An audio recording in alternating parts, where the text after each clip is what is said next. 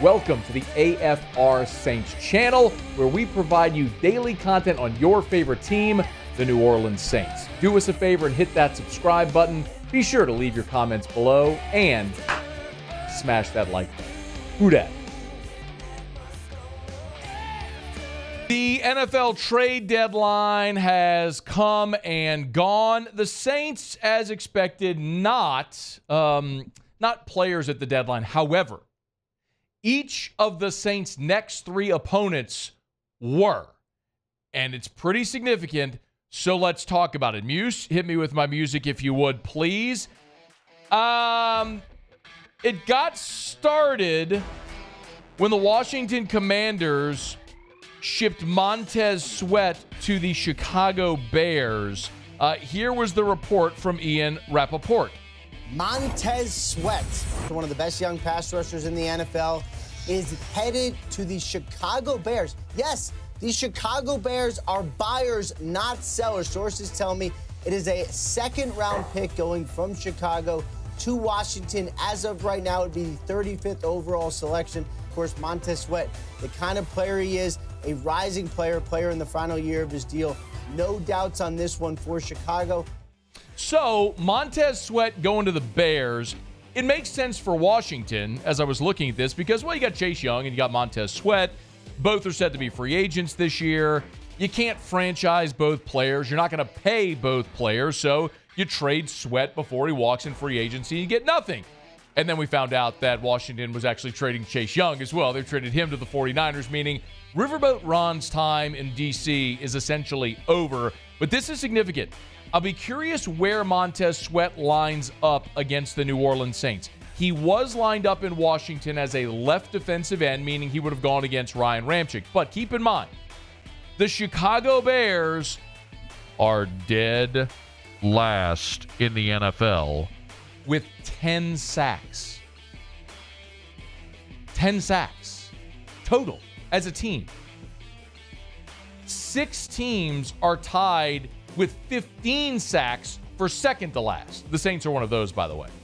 As bad as the Saints are rushing the passer, only 15 sacks, the Bears have 10 total on the year. They need help. It'll be interesting to see if Sweat lines up against Ramczyk or against whoever is going to be playing left tackle for the Saints. Pete, Hurst, God forbid Trevor Penning. But this is a huge opportunity for the Saints against a bad Bears defense allowing 27 points per game. But the Cavalry's on the way with Montez Sweat headed to Chicago. Then we find the Saints going after this weekend to play the Bears, to play Minnesota. Kirk Cousins ruptured his Achilles. What would Minnesota do at quarterback? They were actually buyers at the deadline. Here's Rappaport.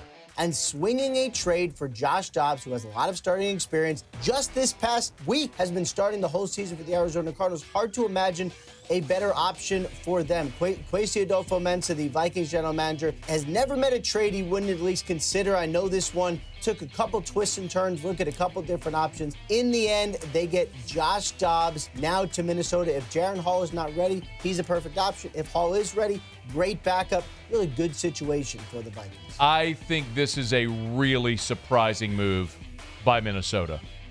Number one, at 4-4, you're not catching Detroit in that division, who looks like a total juggernaut. And you're not going anywhere with Joshua Dobbs, who's 1-7 as the starter in Arizona right now. So why not do one of two things? Either go get a more accomplished quarterback or a quarterback that had at least worked with Kevin O'Connell, the head coach, in the past. O'Connell had been the OC at places like Washington and the Rams. For example, Case Keenum started games for him in 2019 there with the Washington Redskins. He's now a backup in Houston. You'd think that might have been attainable. John Wolford. There were reports that the Vikings were interested in John Wolford, who was the backup with the Rams in 20 and 21 when Kevin O'Connell was the OC there. But Tampa Bay today promoted Wolford from the practice squad to the 53-man roster to protect him. This feels like a huge missed opportunity for Minnesota. Josh Dobbs has 10 career starts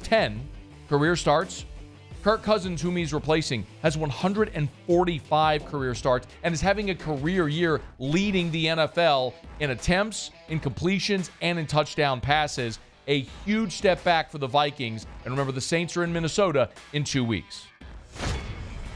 And there's a familiar name that's headed to Atlanta. Are the Falcons just trying to rebuild the New Orleans Saints organization? I mean, Terry Fontenot's the GM, who had been in the Saints front office. Ryan Nielsen's the defensive coordinator, of course, was on staff in New Orleans.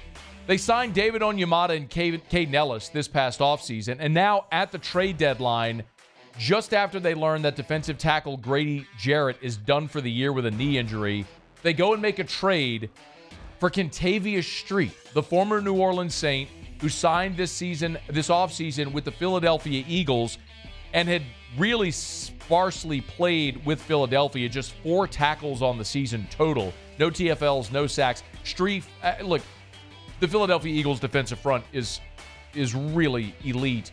And so Kentavious Street hadn't found any spot there. Now with Grady Jarrett's injury in Atlanta, he moves into that rotation, lining up next to David Onyemata. Those two were a good tandem in New Orleans. Now they'll try to replicate it in Atlanta. The next 3 games for the New Orleans Saints. This Sunday against Chicago with Montez Sweat. A week from Sunday in Minnesota against very likely Joshua Dobbs as the starting quarterback. The Saints will have their bye before they play Atlanta, and they'll face another familiar face with Kentavious Street being traded to the Falcons. Hey, thanks so much for watching. Please leave your comments. I love to interact, and be sure to hit the red subscribe button below.